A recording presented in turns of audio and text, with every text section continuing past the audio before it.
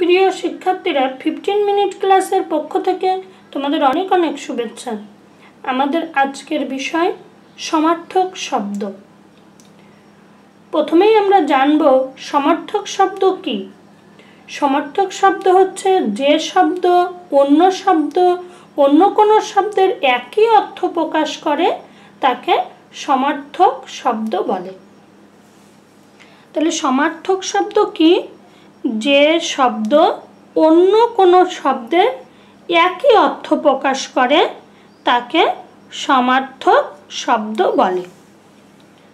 এই সমার্থক শব্দ তোমাদের যারা চতুর্থ ও পঞ্চম শ্রেণীতে পড়ছো তাদের প্রশ্নপত্রে 10 নম্বরে আসবে।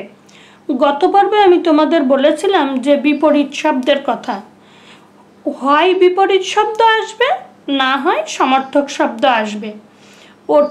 ওটি পড়লেও 5 নাম্বার, এটি পড়লেও 5 নাম্বার।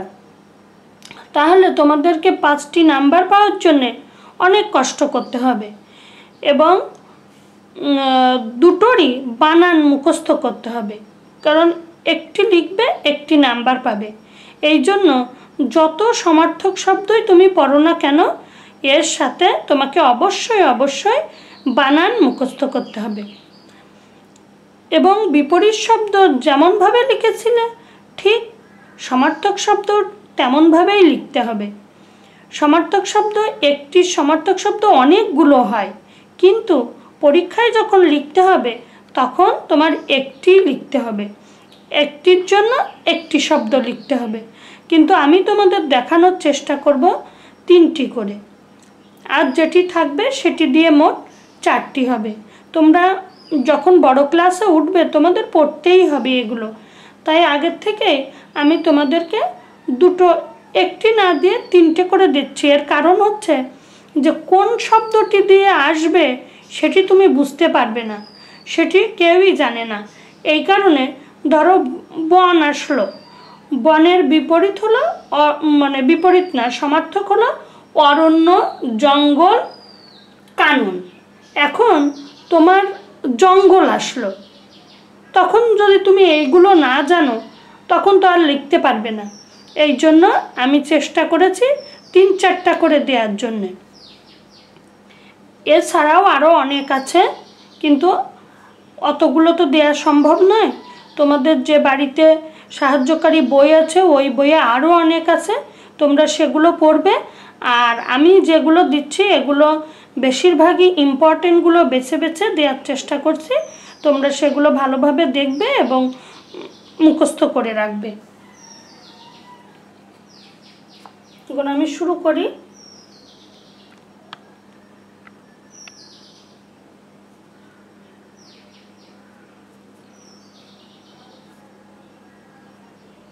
অরণ্য, বন, জঙ্গল, কানন। পরীক্ষায় কিন্তু 3টা লিখতে হবে না, লিখতে হবে একটাই, অরণ্য হাইপেন দিয়ে লিখবে বন।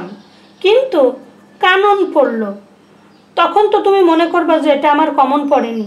এই কারণে আমি 3টা করে দিচ্ছি যাতে তোমরা বুঝতে পারো। অভাব, অনটন। তোমরা সবসময় যে শব্দগুলো শুনতে পাও আমি সেইগুলোই দেওয়ার চেষ্টা করেছি। দারিদ্র, দৈন্য, অনুজ,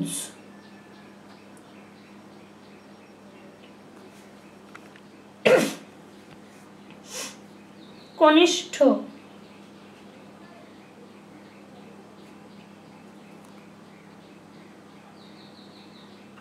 অনুজাত, ছোট, অগ্নি,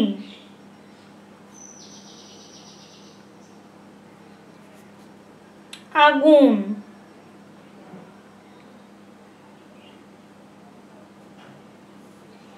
বন্যী, অনল,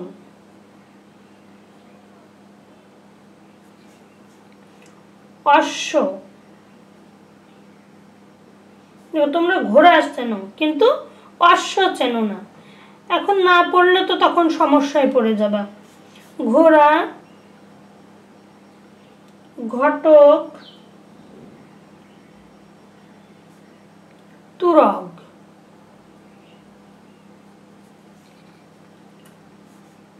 অন্ধকার,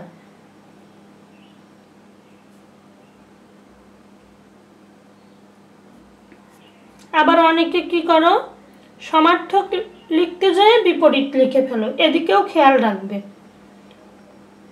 অন্ধকার, তিমির, তমসা, আধার,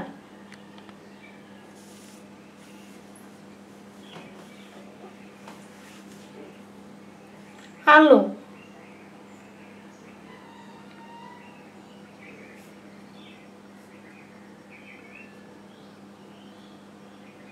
আলোক, রশ্মি, কিরণ।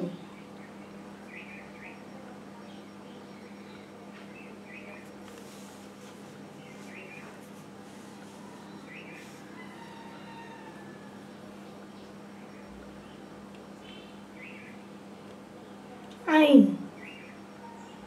বিধান,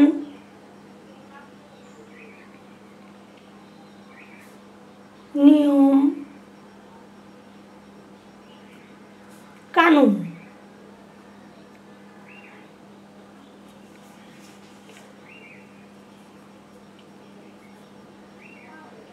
আনন্দ,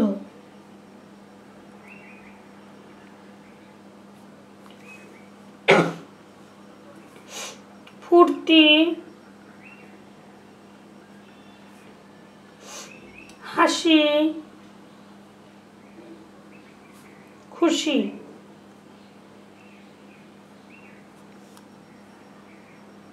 আকাশ, গগন, আসমান, নভ, ইশারা।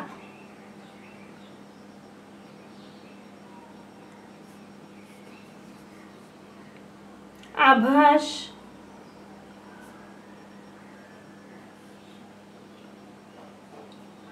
ইঙ্গিত,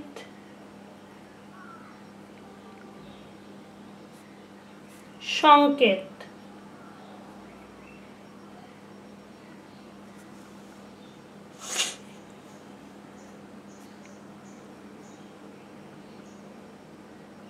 উক্তি,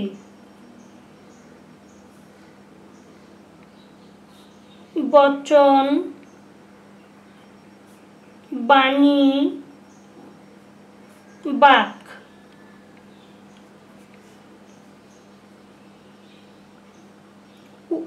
উষ্ণ, গরম, উত্তাপ, তাপ। ঋণ,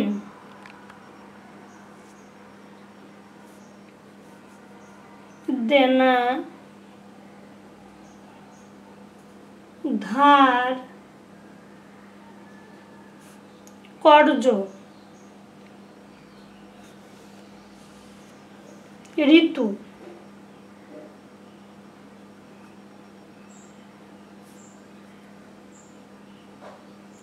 মৌসুম,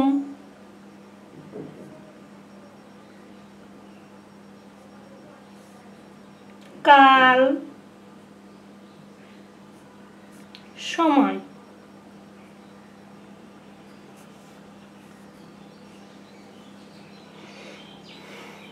একতা,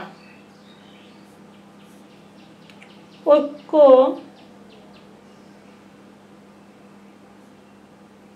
মিলন, অভেদ,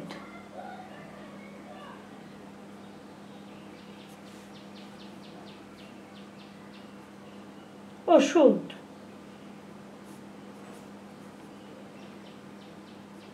দাওয়া, নিবারক,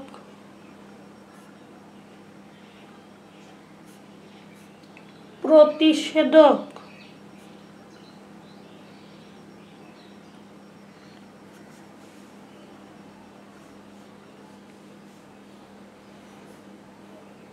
কুড়ি,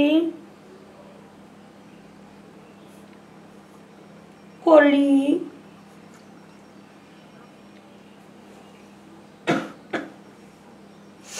মুকুল,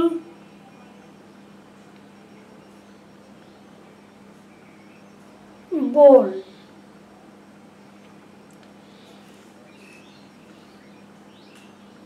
কন্যা, মেয়ে, তনয়া,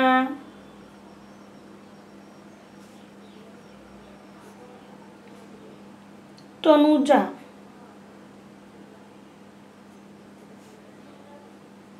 গরু,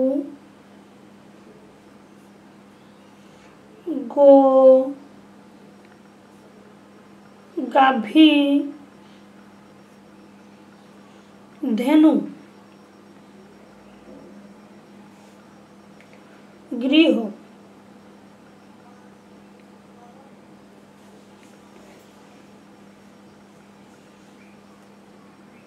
ঘর, বাড়ি, নিবাস, গা, শরীর, তনু, দেহ, গাছ, বৃক্ষ, তরু, বিটপি,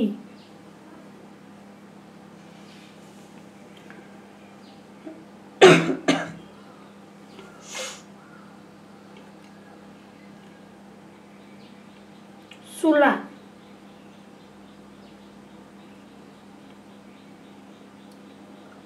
উনুন,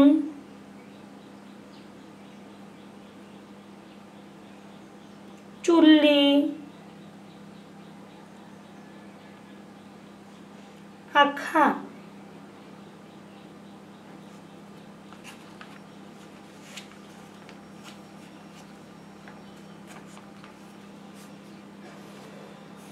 চোখ,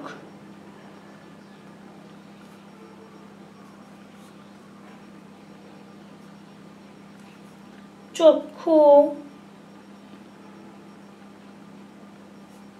নয়ন, আখি,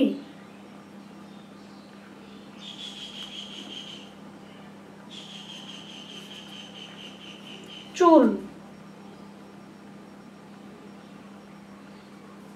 কেশ, কুন্তল,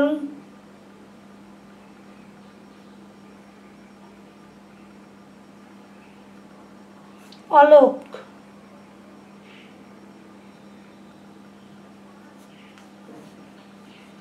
চন্দ্র, চাঁদ, শশী, বিধু, চতুর, চালাক,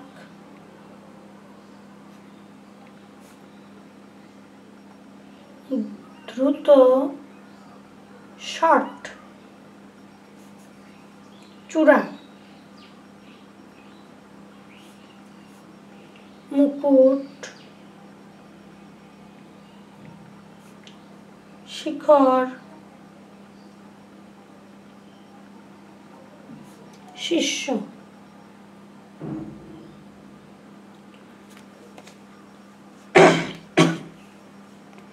তোমরা একটু খেয়াল করে দেখো যে আমি আজকে কি করালাম, সমার্থক শব্দ, কিন্তু একটি ক্লাসে আমি তোমাদের শেষ করাতে পারলাম না।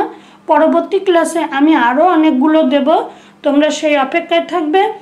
আর আমি শব্দগুলো হয়তো মুখ দিয়ে উচ্চারণ ঠিকই করেছি, কিন্তু লিখতে গিয়ে যদি কোথাও একটু আকার বা রস্যকার পড়ে যায়, তোমরা একটু ক্ষমা সুন্দর দৃষ্টিতে দেখবে এবং সেটি তোমরা নিজেরা ঠিক করে নেবে। অনেকগুলো ওয়ার্ড লিখেছি তো, এর মধ্যে হয়তো বা ভুল থেকে যেতে পারে, আকার রস্যকার পড়ে যেতে পারে, তোমরা সেটি নিজেরা একটু ঠিক করে নিও। আর সবাই ভালো থেকো। পরবর্তী ক্লাসে আমি আরও অনেকগুলো সমার্থক শব্দ দেব, সেই অপেক্ষায় থাকো। সবাইকে অনেক অনেক ধন্যবাদ।